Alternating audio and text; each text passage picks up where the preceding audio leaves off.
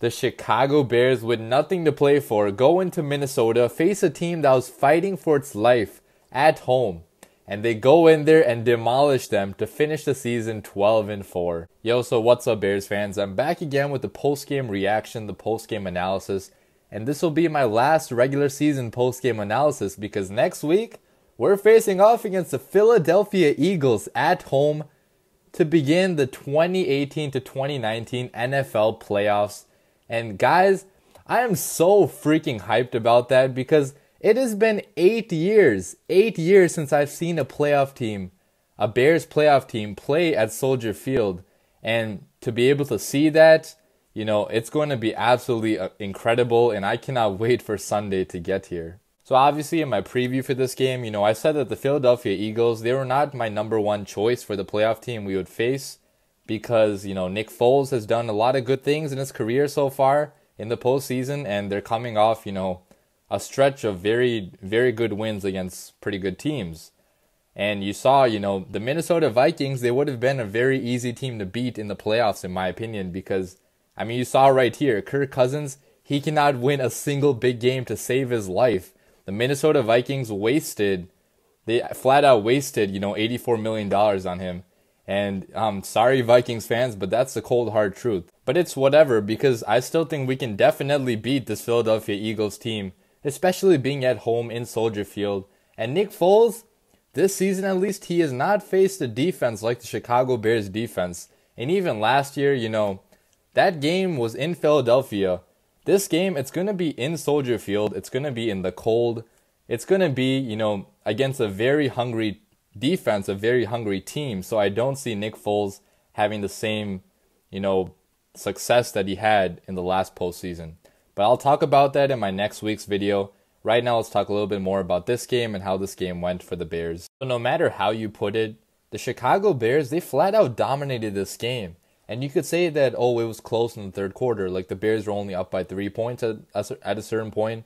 But even then, you knew that just the way that the game was going, the Bears had full and complete control throughout the entire game. From the very beginning when we went up 7-0 early, and then, you know, their offense, the Minnesota Vikings offense, man, it could not move the ball at all against our defense. And, you know, this Minnesota Vikings offense, it has a ton of playmakers on it. They have Adam Thielen. They have, you know, their offensive line is not very good in my opinion, but they have Adam Thielen. They have Stephon Diggs. They have Laquan Treadwell. They have Dalvin Cook as well. And none of them could do anything against our defense, which was amazing to see if you're a Bears fan. But man, the Vikings fans, they were probably crying today because they could not move the ball at all against our defense. You know, I still had the Bears winning this game, but I did not think, you know, the Vikings would put up this kind of effort in a must-win game. I mean, the Vikings, this was their like playoff game pretty much. They had to win this game to move on, and they treated it like there was no sense of urgency from them. It just seemed like their body language, everything, they did not want to win this game. And our Chicago Bears, even though we had nothing to play for, you know, we took it straight from them and we ended their season, which I love seeing that, man. Ending the Packers and the Vikings season in one season, it can't get any better than that. Now, even though you could place a lot of blame on the Vikings and their players, at the same time, you have to give a lot of credit to the Chicago Bears and their players, and Matt Nagy especially. I mean, I really thought that we would sit our starters, we'll sit, you know, Trubisky and everyone at the half because it just seemed like the logical thing to do. And I still don't agree with keeping them out, you know, in this game because, you know, God forbid an injury happened to Trubisky or one of our core players. That would have been extremely bad, and the media would have crucified Matt Nagy for doing that. So thank God nobody got injured because that would have been horrifically bad. But, you know, he kept the starters in. I don't know why exactly. Maybe he wanted to keep continuity for the playoffs, keep the momentum going. But whatever the reason was, you know, he kept the starters in and they dominated the Vikings. Even though we had nothing to play for, the Rams were up big against the 49ers the entire game. But, you know, even some of our backups, when they did come in, even they dominated too. You know, you got Kevin Tolliver. He came in, he had a very good game. You know, Nick Kwiatkowski, he had a receiving touchdown, or not touchdown, he had a 2-point conversion, which, again, I credit Matt Nagy so much for that. I mean, he's making football fun for all of our players. He's involving our defensive players on offensive plays. Like, if you're a defensive player, you obviously love Matt Nagy because he cares about you as well, even though he's a very offensive-minded coach. So, that was very cool. And overall, our entire team, it was a team effort. Even though we did not have to win this, we still went out there and won. If you want to look at the stats, the Bears even dominated the stat sheet as well.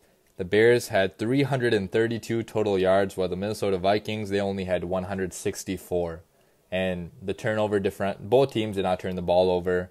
The Chicago Bears, they really dominated time of possession as well, which is one of my keys to the game, to a victory. They had 37 minutes of possession, while the Minnesota Vikings had about 23 minutes. So, guys, I don't know how it happened, but, we went in there missing even our top 3 wide receivers for a large portion of the game, and we somehow beat a team that was fighting for its life. So, this victory, it says a lot of good things about our Chicago Bears. It shows that they have the heart, they have the tenacity, they have the talent to really beat any team in the NFL. And this was a very good win, even though it was not needed. One player that I thought had an outstanding game, despite not having amazing stats, was Mitch Trubisky, man. Mitch Trubisky gets hated on more than any other Bears player on this team, especially by the media. Even Chicago media hates on him so much sometimes, which I do not get at all. I mean, Mitch Trubisky is the best thing to happen to the Bears in a long time. But Mitch Trubisky today, he struggled a little bit in the past, but today he just looked absolutely, amazing. He did not miss many throws. He was very, very accurate. He had some very crucial completions. Even though he only had like 160 something yards passing and 0 touchdowns, he also had 0 interceptions. He also made, again, like I said, very crucial completions, very crucial plays. He ran for the first down in certain situations, even though, this was a meaningless game. He still played absolutely incredible against a team that was fighting for his life. And this really says a lot of good things about Trubisky. It shows that he can compete, he can play against a top defense, even without his top 3 receivers. The only negative to take away from this game is that we had a ton of penalties, but even that wasn't too bad because a lot of those penalties were complete BS penalties, like that play with Kevin White.